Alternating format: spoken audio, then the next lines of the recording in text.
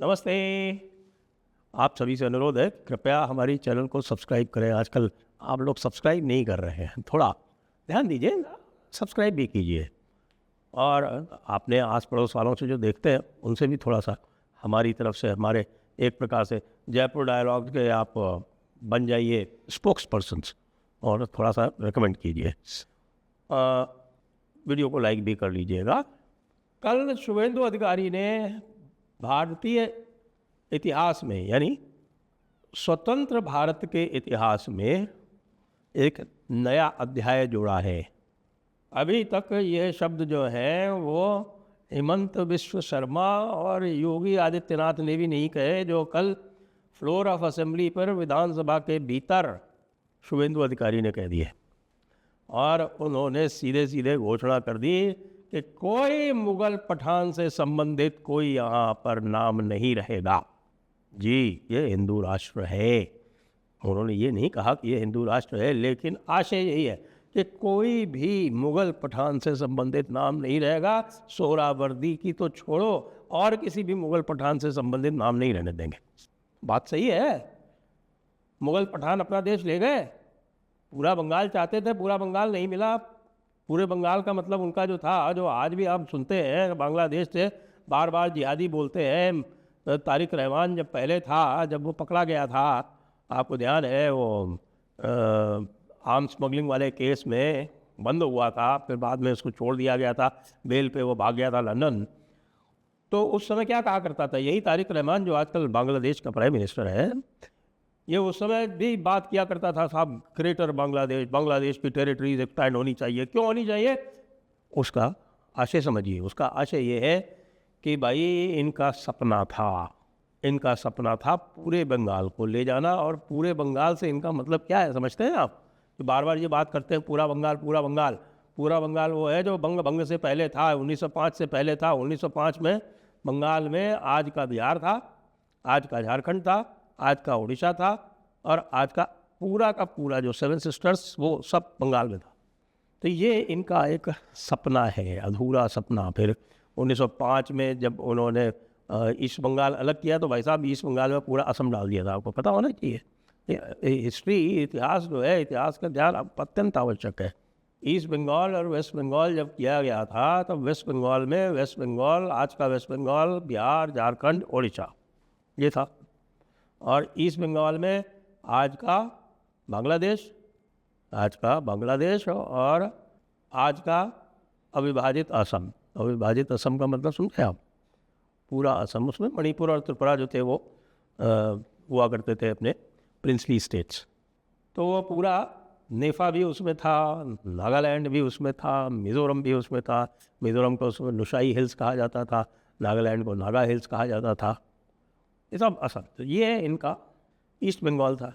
तो ये कम से कम अपना ये पूरा ईस्ट बंगाल तो वो इनका बांग्लादेश में चाहते ही चाहते हैं। लेकिन हुआ क्या कि श्यामा प्रसाद मुखर्जी जी ने इनकी जो पूरी जो प्लानिंग थी उसकी ऐसी तैसी कर दी हो। फिर जब इन्होंने बंगाल को वापस इंटीग्रेट किया 2011 में, जब ये भाग गए बंगाल छोड़ के, बंगाल की जो अनुशीलन समिति थी उस समय की, जो विद्रोही थे, बंगाल के विद्रोहियों ने अंग्रेज़ों के दिल में इतना आतंक पैदा कर दिया कि वो कलकत्ता छोड़ के दिल्ली भाग गए और बंगाल को फिर से एक कर दिया। लेकिन उस बंगाल को जो एक किया, उसमें से देखिए ईस्ट बंगाल में से असम अलग कर दिया, और पश्चिम बंगाल में से बिहार और उड़ीसा अलग कर दिया। जो बिहार है तो पहले कलकत्ता प्रेसिडेंसी का ही पार्ट था ना, और इसी बिहार में से झारखंड निकला है। ये तो बहुत ही नई बात है, ये तो सन 2000 के बाद की बात। तो अब जब आपने अपना ईस्ट बंगाल ले लिया मज़हब के आधार पर, तो भाई हमारे यहाँ अपनी छाप क्यों छोड़े जाते हो? वहाँ तो पूरी तरह से बात चल रही है कि साहब के सारे जो हिंदी नाम है इनको समाप्त करो। तो यहाँ साहब मुग़ल नाम क्यों चलेंगे? मुर्शिदाबाद क्यों चलेगा? मुर्शिद कुली खां के पहले क्या यहाँ पर हमारे राजा नहीं हुआ करते थे क्या? पाल वंश की राजधानी थी। तो भाई पाल वंश था यहाँ पे, सेन वंश था यहाँ पे, और पुराने बड़े बड़े राजा थे, ये शाह जलाल वगैरह आने के पहले बहुत कुछ था यहाँ पर। ये तो बुद्धिज़्म नहीं होता, ईस्ट बंगाल जो था बुद्धिज़्म का मारा हुआ था जी। जहाँ जहाँ बौद्ध धर्म रहा है भारत में, वहाँ वहाँ इस्लाम ने सबसे पहले और सबसे तेज़ी से पैर पसारे हैं। इसके भी कारण है, लेकिन आज का विषय वो नहीं है। आज का विषय नहीं है। वो जो एक एक्सट्रीम नॉन वायलेंस वाली जो फिलॉसफी है ना बौद्धों की, उसने बहुत नुकसान किया भारत का, बहुत नुकसान किया भारत का। और बाद में इसको गांधी जी ने जो है वो यहाँ ला के ये तो कहिए कि हमारे क्रांतिकारी लोग थे तो वो हम बच गए, नहीं तो गांधी तो पूरे भारत को मुसलमानों के अधीन कर देते हैं।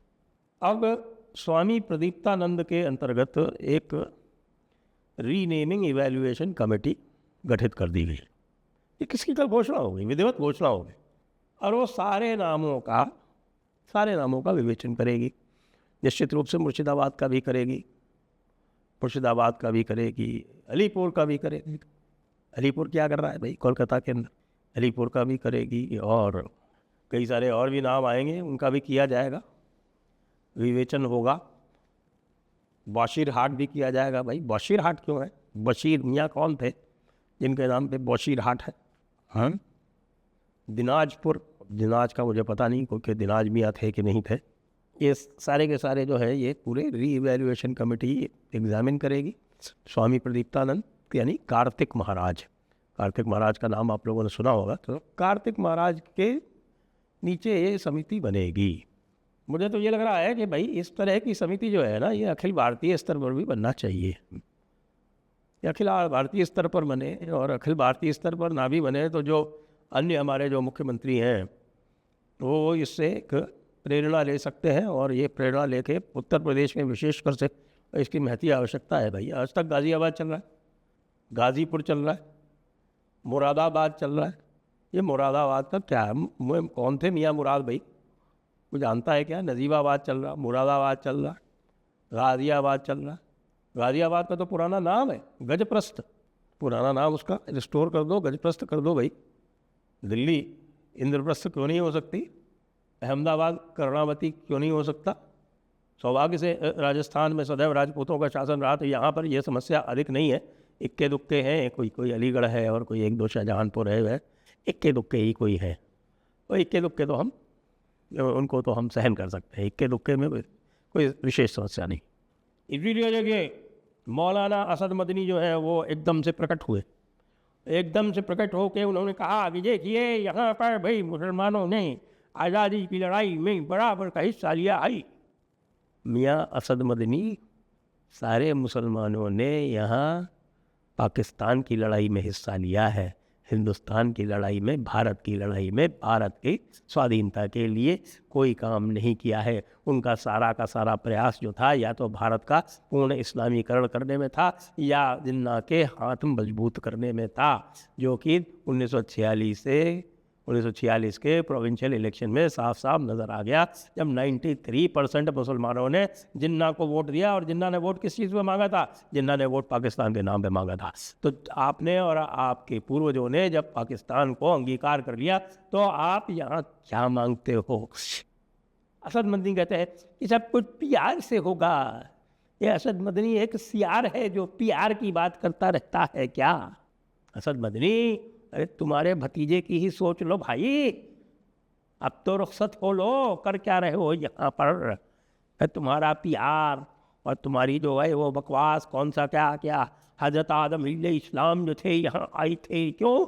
तुम्हारी किताब में कुछ लिख दिया गया, तुम्हारी किताब में तो पता नहीं क्या क्या लिखा है, तुम्हारी किताब में तो भाई ईसा मसीह के बारे में भी पता नहीं क्या क्या बकवास लिखी हुई है, वो सब मान ली जाएगी क्या? तुमने जो किताब में लिख दिया बस वो हो गया, कह दिया कि साहब आओ इस्लाम तो बहुत पहले से था यार, डिस्कवर किया तुम लोगों ने 1400 साल पहले केवल, बाकी सब पहले यहाँ इस्लामी ही थे ना। यही हमारे ओवैसी साहब भी यही कहा करते हैं ना कि आदमी तो साहब सारे जो है वो मुसलमान पैदा होते हैं लेकिन बाद में उनको भटका दिया जाता है। तो ये सारी बकवास जो है ये नहीं चलेगी। अब हिंदू राष्ट्र का जागरण हो चुका है और ये जागरण बंगाल से हुआ है। हम सारे लोग जो थे वो एक प्रकार से बड़े निराश हुआ करते थे, हताश हुआ करते थे कि बंगाल जैसी क्रांतिकारी भूमि इसको क्या हो गया है, ये सुषुप्तावस्था में क्यों पड़ी है। लेकिन जब ये अंगड़ाई लेके उठ के खड़ी हुई है तब हमें पता चल रहा है कि भाई अब तो बंगाल सबसे आगे है। पर बंगाल अब देश को रास्ता दिखा रहा है, देश का मार्गदर्शन कर रहा है ना। गजब की बात। तो आज का आह्वान ये है कि ये जो रीनेमिंग कमेटी है भाई, ये पूरे भारत में लागू की जाए। योगी आदित्यनाथ जी से मेरा विशेष आग्रह है कि ये जितने भी फैज़ाबाद वगैरह, चलिए आपने अयोध्या कर दिया, लेकिन फैज़ाबाद शहर तो अभी भी विद्यमान है, उसका नाम बदल के साकेत किया जाए, क्यों ना किया जाए। अब अंबेडकर नगर तो कर दिया आपने, लेकिन वो अकबरपुर नाम का शहर जो कस्बा है या शहर है, हेडक्वार्टर है उसका, वो अभी भी विद्यमान है। वो अकबरपुर क्या कर रहा है वहाँ पे भाई? गाजीपुर क्या कर रहा है? गाजी का मतलब ही सीधे सीधे ये है कि भाई गैर मुसलमान के ऊपर फतह करने वाला गाजी कहलाता है, गैर मुसलमान का कत्ल करने वाला गाजी कहलाता है। यही गाजियाबाद, यही गाजीपुर, इन सब का नाम परिवर्तित किया जाए, ऐसी मेरी मांग है। सबसे पहले योगी जी से, फिर उसके बाद सम्राट चौधरी, ये बख्तियारपुर क्या कर रहा है भाई, इसको तो हटा दो। और हमारे हेमंत बिश्व शर्मा जी भी सोच सकते हैं कि करीमगंज वरीमगंज बहुत सारे पड़े हुए फालतू के, हटाओ इनको, ये क्या कर रहे हैं। तो इसलिए हिंदू राष्ट्र के पुनरुत्थान के उपलक्ष्य में आप सभी लोगों को बधाई देता हूँ और ये कामना करता हूँ कि ये जो ज्वाला प्रज्वलित हुई है कोलकाता में विधानसभा से, वो उसकी ज्वाला, ये ज्वाला जो है इसकी चिंगारी पूरे देश में फैले और अन्य ज्वालाओं को प्रज्वलित करे। जय हिंद, जय भारत, वंदे मातरम।